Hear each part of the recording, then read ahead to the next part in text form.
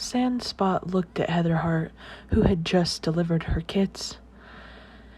"How are they?" she asked, weakly and tiredly. She barely managed to glance up at Heatherheart, who had a shocked and saddened look on her face. "What's wrong?" she asked again, much more urgently this time.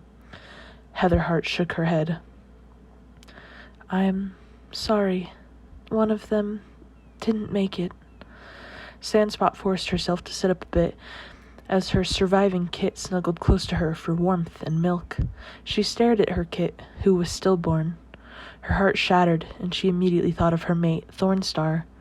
She sighed and looked at her surviving kit. "I guess this is your last gift to me," she muttered to herself. "Would you like to name them?" Heatherheart asked, attempting to brighten the mood. "Them?" Sandspot asked coldly, though she could not hide the heartbreak in her troubled voice. "Well, even though she did not survive," Heatherheart began, gently licking the still body of the kit, "they still need a name to be called in StarClan." Sandspot looked at Heatherheart, who seemed to be staring beyond the body of the kit, her eyes distant as always. Sandspot was quiet for a while, but she nodded. "I suppose you are right.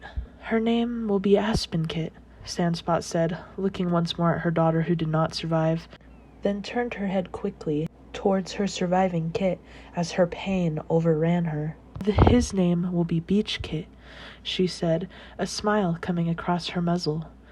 Beech Kit was her only son. "I want him always to be happy, healthy, and safe here on the beach." Heatherheart smiled at Sandspot, then dipped her head.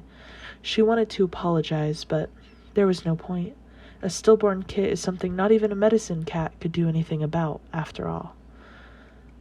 "How is my daughter?" Sandspot asked, laying her head down to snuggle with her kit.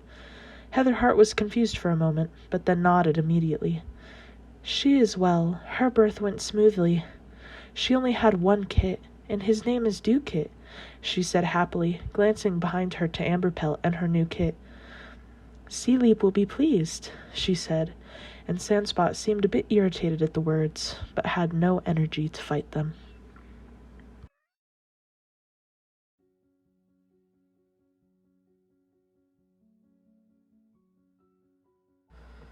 Sealeap sighed.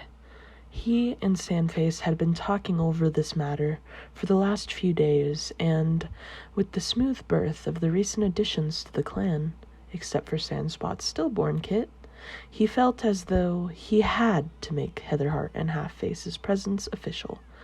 He walked toward the medicine den, where he could see Heatherheart and Halfface quietly talking. He flicked his ear and strolled into the den. "Hello, I hope I'm not interrupting anything," he said. Halfface looked at him, simply flicking his tail tip. Heatherheart also looked his way, but somehow looked past him, as she had always done. "Have you come to make us your official medicine cats?" Heatherheart asked. Sealeap wanted to hang his jaw in surprise, but he forced his muzzle shut. Somehow, it seemed like Heatherheart always knew what important matter he had to discuss. Could she read his mind? No, that would be ridiculous. The two medicine cats stared expectantly at Sealeap, and he realized he'd got distracted.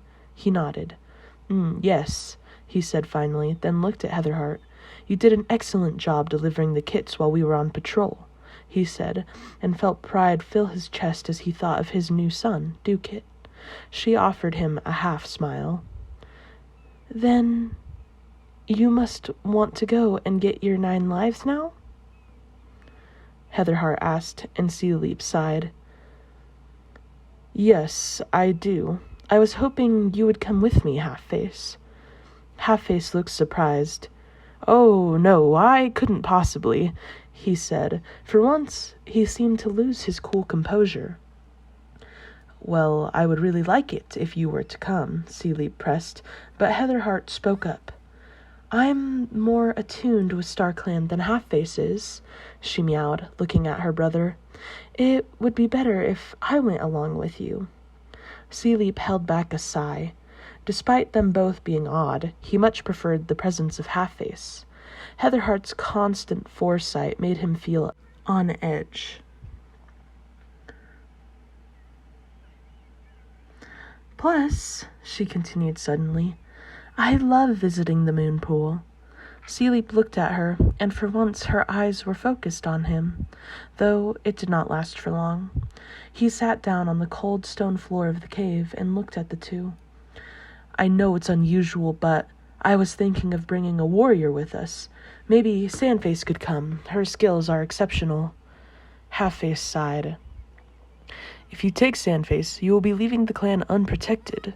You have a single warrior in your ranks with 2 queens, he pointed out, staring at his leader.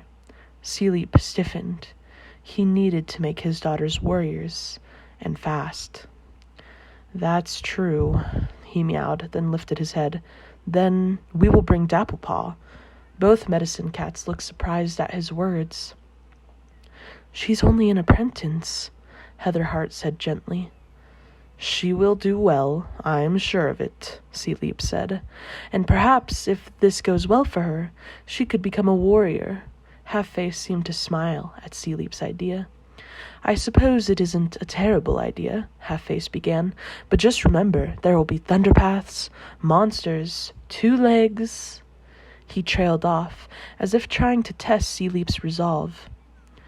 Dapplepaw can handle it, he said firmly and proudly. Then we should prepare to go, Heatherheart said quietly, and Sealeep nodded.